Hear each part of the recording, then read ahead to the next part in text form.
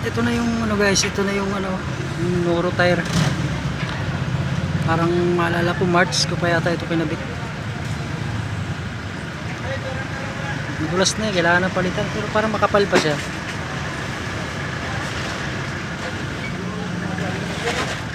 So palitan natin siya ng Izumi. Subukan natin yung brand ng Izumi, yung matibay. So,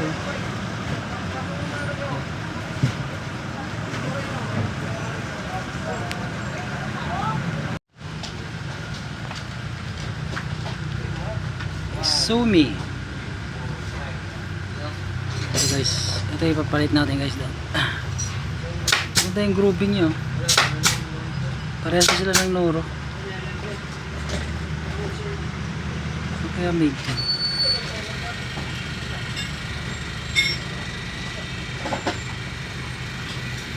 Malambot. Malambot yung loob niya.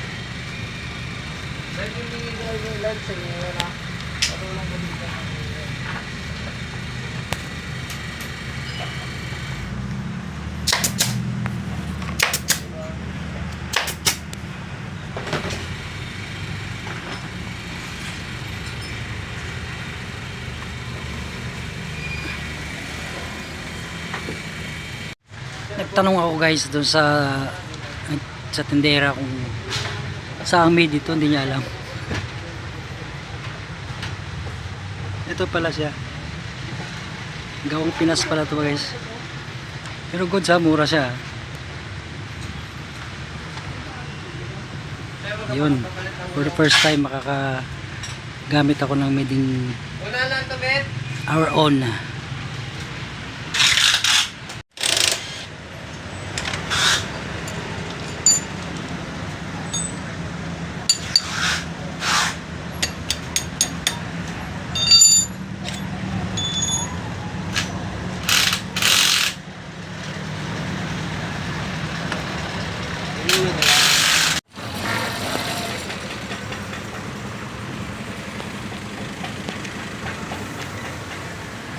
Yup, nakakabit na. Ayan guys, nakakabit na. Parehas lang siya ng groove guys, ano, sa Noro, pero maganda rin to. Okay na rin to. Affordable pa, di ba? 1,000 lang kasama na yung kabit sa kasilan. Oh. Saan ka pa? Philippine made pa. Diba? So update ko na lang kayo guys sa susunod kung anong maging performance nito. Total gawang Pilipinas, gawang Pinoy naman to. Nylon pala ito. Oh. Tingnan natin kung gaano siya tatagal dun sa area ko na 86 kilometers one way. Balikan nasa 140, 150 plus, oh, di ba? Sige, try natin na. Update ko kayo guys sa sunod.